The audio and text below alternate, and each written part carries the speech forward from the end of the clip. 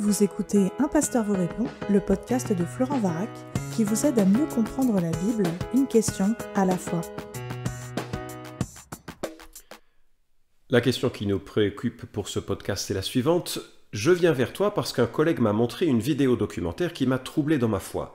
C'est à propos des croyances communes entre les civilisations et son lien avec l'astrologie. Étant donné que je sais que tu es calé dans les vieux écrits et dans la vie du Christ, je voulais avoir ton avis sur cette vidéo. Alors la vidéo que nous cite cet internaute s'intitule « La religion chrétienne remonte à l'Égypte », fin du titre, et tu la retrouveras sur YouTube, quoique je ne te la recommande pas, parce qu'elle est vraiment pas très intéressante en fait, dans le sens où elle dit pas mal d'inepties que je vais relever dans ce podcast. En tout cas, merci pour ta question, parce qu'il est fréquent d'entendre dire que le Jésus du Nouveau Testament n'est que le ramassis de mythes qui l'ont précédé. C'est une sorte de cristallisation plus ou moins à droite du temps des Grecs et du temps des Romains, que dans un milieu judaïsant, qui reprend ce qui avait été imaginé dans les mythes anciens. Dans la vidéo que tu cites, il y a des affirmations assez surprenantes, j'en reprends que quelques-unes, par exemple, au sujet de Horus. Horus, divinité égyptienne, ancienne, antique donc, et la vidéo affirme qu'il serait né d'une vierge, qu'il serait né le 25 décembre, qu'il aurait été baptisé à 12 ans, qu'il aurait eu 12 disciples, qu'il aurait été crucifié, enterré et qu'il est bien entendu ressuscité.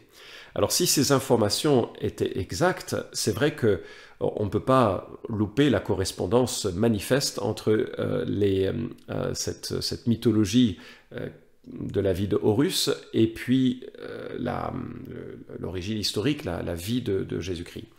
Alors, la vidéo continue en soulignant plein de choses similaires ou identiques entre Dionysus, Mithra, etc. L'objectif, bien entendu, sous-jacent à cette vidéo, c'est de miner toute historicité à la personne de Christ et puis de montrer que vraiment ce n'est qu'un ensemble de déjà-vu et qu'on aurait tort d'y croire et qu'on aurait tort de suivre un Jésus de cette nature. Alors, que répondre? Tout d'abord, il faut regarder ce que les écrits disent d'eux-mêmes à propos de ces mythologies. Ce qui est intéressant, c'est que ta vidéo ne cite aucune source. Elle ne fait que affirmer des choses. Quand tu es confronté à des affirmations de ce genre, quelles qu'elles soient d'ailleurs, notamment sur Internet, il faut vraiment que tu t'interroges sur la source de ces informations. D'où viennent les affirmations qui sont mises en avant, surtout si elles ont beaucoup de poids et d'importance pour l'argumentation. Alors, que répondre? Voilà ce que je trouve au sujet de Horus, puisque c'est le premier personnage qui est évoqué dans cette vidéo. Horus n'est pas né d'une vierge, selon le mythe, il est né d'une union sexuelle entre Isis et la momie d'Osiris, donc entre un vivant et un mort.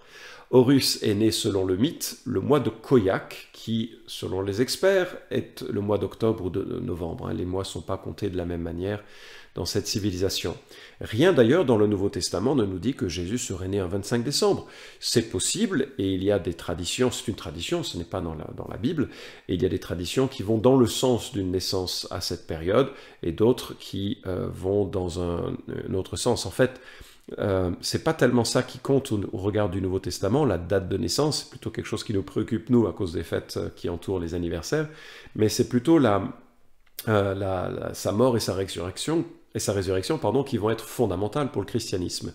Et donc on s'est moins préoccupé de comprendre à quelle date précisément était né Jésus-Christ. Il y a un podcast sur la question à propos de Noël et tu peux l'écouter si tu veux plus de détails sur cette question. Par ailleurs, Horus n'a jamais été baptisé. Cette notion est totalement étrangère aux divinités égyptiennes. Horus n'avait pas 12 disciples. En fait, le mythe nous rapporte qu'il était suivi par 4 démons et quelques 16 soldats l'accompagnaient dans ses batailles. Donc je ne sais pas d'où vient cette idée qu'il avait 12 disciples.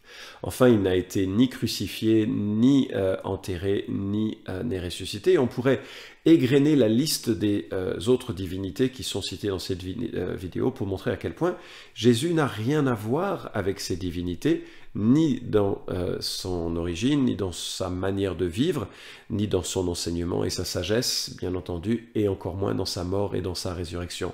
En quelque sorte, la vidéo que tu cites, c'est un hoax, c'est une légende urbaine, c'est un fake news. Ce sont des propos qui n'ont aucune fiabilité historique. Mais c'est assez fréquent en fait. Les gens se sont appropriés d'ailleurs dès le début du christianisme du personnage historique de Jésus. On le comprend parce que c'est un être tellement extraordinaire, tellement exceptionnel. Nous le croyons comme étant Dieu incarné, le Fils de Dieu vivant sur terre. C'est remarquable et sa manière de vivre atteste de cette réalité. Et c'est donc assez fréquent que les gens se soient appropriés de cette personne pour la faire rentrer dans leur religion, leur spiritualité. C'était le cas par exemple des gnostiques, qui est une première religion non chrétienne qui s'est à s'approprier du personnage du Christ, un Christ qui est vraiment à leur sauce. Très récemment, nous avons eu le cas du Da Vinci Code avec Dan Brown qui essaye de retracer une autre histoire de la vie de Jésus et qui le fait marier à Marie-Magdeleine et ayant des enfants qui vivront bien sûr dans le sud de la France comme il se doit. Mais là, on est dans la fiction, on n'est plus dans le terrain de l'histoire. Alors, regardons un petit peu d'où vient ce genre d'idée.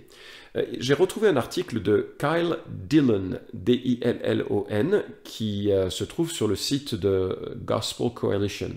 Donc c'est un site qui est assez solide et assez sérieux, et on a à l'intérieur un petit article, enfin il écrit un petit article qui s'intitule « Refuting 5 false theories about Jesus », réfuter 5 théories erronées au sujet de Jésus.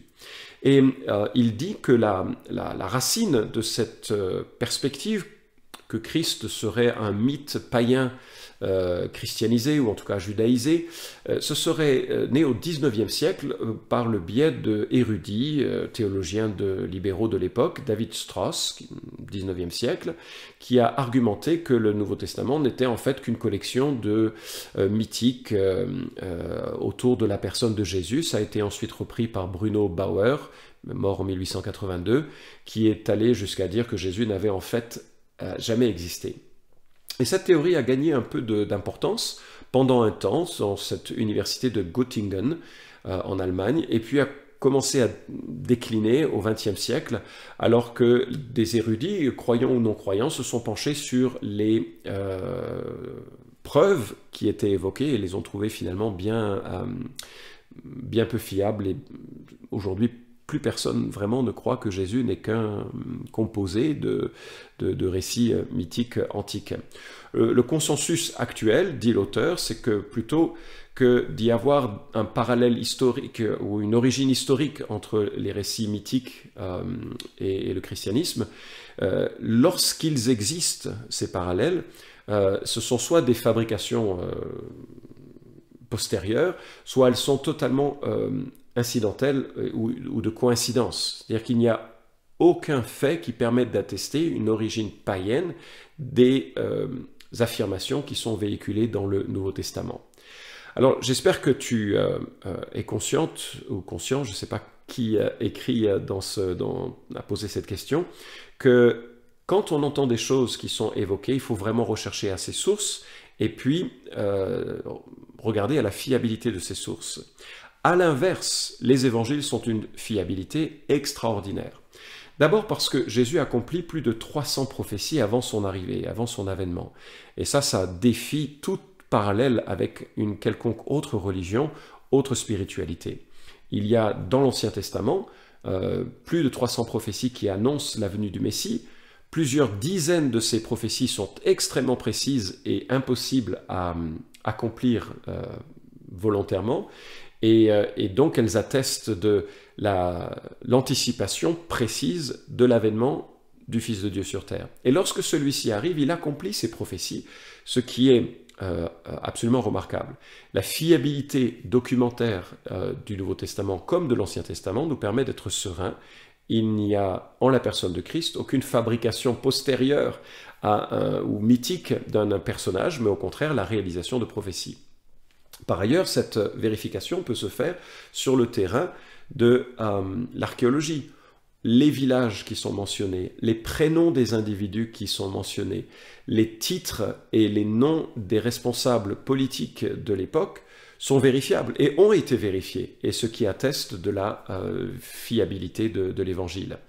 Par ailleurs, la mort et la résurrection de Christ, contrairement à tout ce qui est des récits un peu fantastiques des héros anciens, la mort et la résurrection de Christ a fait l'objet de la foi de personnes qui en étaient les témoins immédiatement. Alors que pour un mythe, C.S. Lewis nous apprend qu'il faut plusieurs siècles pour qu'un événement, un peu comme une étincelle, devienne ce grand feu, cette grande histoire que l'on raconte dans toutes les chaumières. Or, dès la mort et la résurrection de Christ, des hommes et des femmes étaient prêts à braver leur propre mort, parce qu'ils étaient convaincus d'avoir une bonne nouvelle, d'avoir assisté à l'espérance la plus extraordinaire, avec des témoins qui en étaient des témoins oculaires et qui ont pu exprimer leur confiance que la mort et la résurrection de Christ leur offraient une assurance face à la mort. Et ces gens-là ont proclamé le message de l'Évangile immédiatement après les faits. On est loin d'un phénomène de type mythique. Autre remarque, c'est que tu trouveras sur le site de Tout pour sa gloire une vidéo remarquable de Peter Williams qui s'intitule « De nouvelles preuves de la fiabilité des évangiles » ou que les évangiles sont fiables. Et Peter Williams signe une conférence extraordinaire qui est pleine d'érudition et en même temps pleine de simplicité, et qui montre à quel point nous pouvons avoir confiance dans l'historicité et la fiabilité historique des récits des évangiles, ce qui n'a rien à voir avec les récits mythiques que l'on connaît des Grecs et des Romains. Et en tout cas, cette proximité que la vidéo cite entre le chemin de vie de Jésus et les chemins de vie des héros des temps anciens selon les mythologies est simplement une fabrication des auteurs qui cherchent à détruire la crédibilité de l'Évangile. Ça n'a rien d'historique et j'espère qu'en cela tu as été rassuré. Cet épisode vous a édifié ? Alors merci de le liker ou de le partager pour que d'autres puissent en profiter. Pensez aussi à vous abonner à la chaîne d'Un Pasteur vous répond pour ne manquer aucun des prochains épisodes. Enfin, si vous avez une question à poser à Florent Varac, écrivez-lui directement sur contact@toutpoursagloire.com.